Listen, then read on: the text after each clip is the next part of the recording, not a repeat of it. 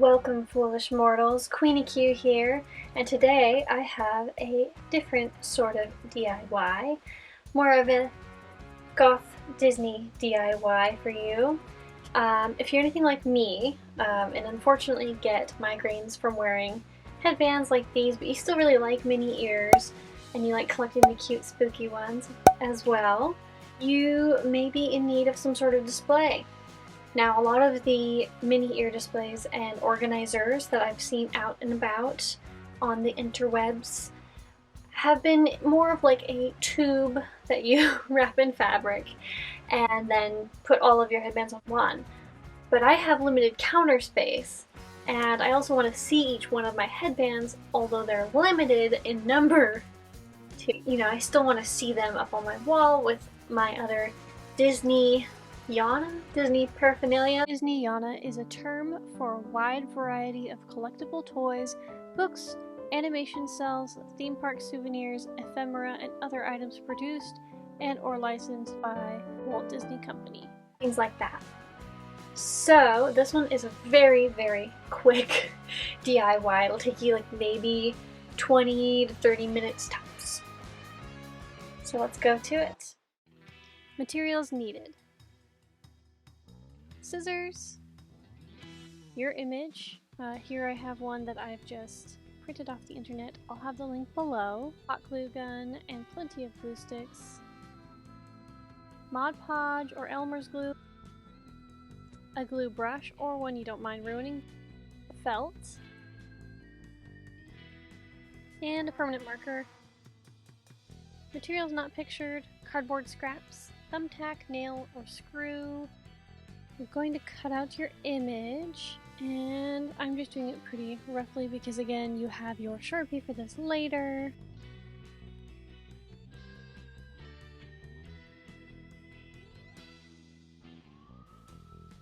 Once you have your picture cut out, you're going to cut out your cardboard scraps to be the exact same shape, but first you have to glue on your skull.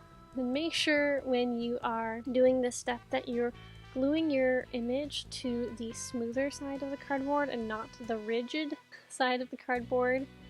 It definitely makes a difference.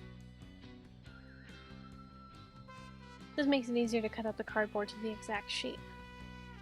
Just make sure that you have everything down nice and tight. And now you can start cutting. Being careful as you're going around edges. I'm standing right behind the camera, so that's why I keep pulling the thing really close. It's so I can see, because I'm very blind.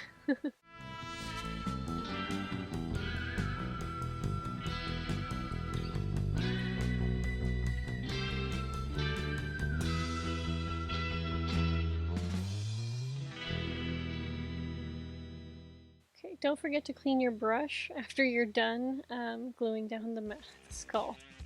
Now clean up the edges with the permanent marker. This just hides the cardboard and then the white paper that you may have missed when you were trimming.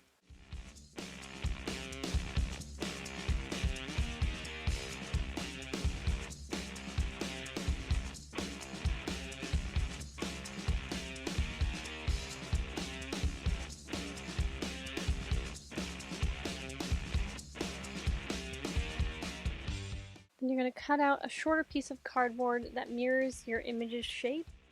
Again, since I'm doing a skull, I'm kind of just doing the top half of the skull, and that's going to basically act as the other side of this display. Then you're going to cut out your long strip of cardboard to glue between the front and the back. Mine ended up being 14 inches long by 2 inches wide. You can do yours a little bit wider or thinner. I find that gives me the perfect amount of space for any headband I may have.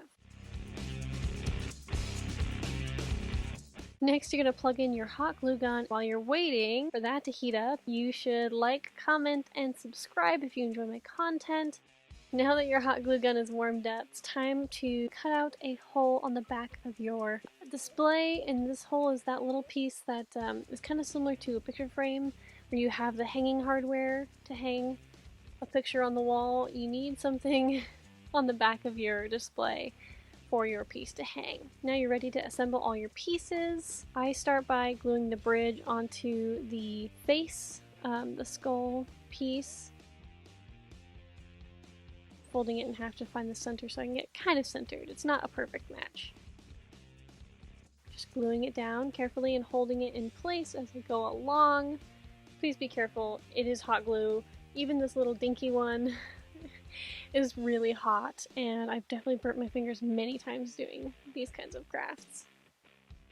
Don't be afraid to get a little messy. As long as you're not getting it on the front of your skull, you should be fine, because you're going to hide this later with that felt.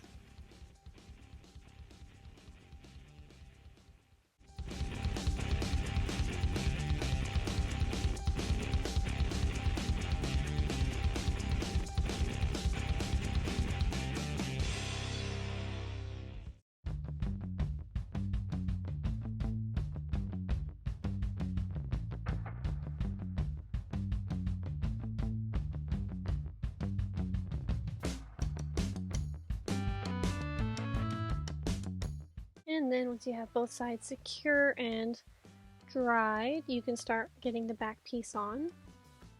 This part's way faster and way easier.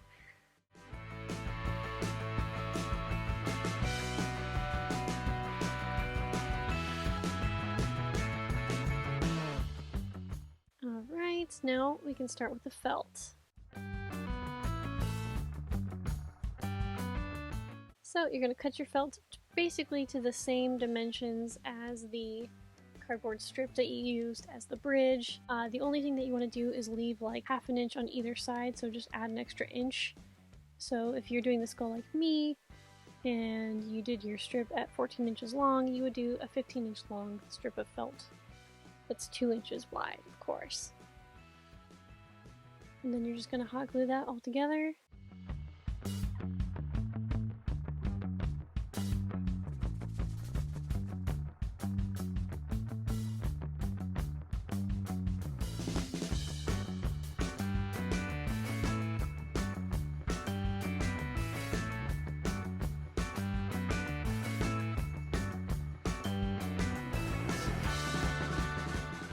And then once that's done, you're going to cut notches, kind of like a 90-degree little square out of those end pieces. I know, sorry, it's kind of hard to see. This just makes it so that you can fold over that longer edge into the display, so you can hide the raw edge. This isn't really necessary, I just think it makes it look prettier.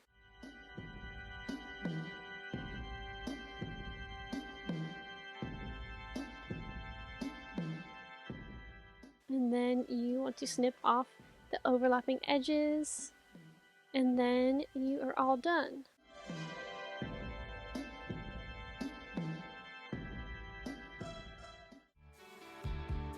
Now it's time to hang up your display. I use thumbtacks just because I find them easier and we live in an apartment. However, if your headband's a little heavier, maybe you want to use a nail or a screw. Either is fine. You could also use a level to make sure that you match these.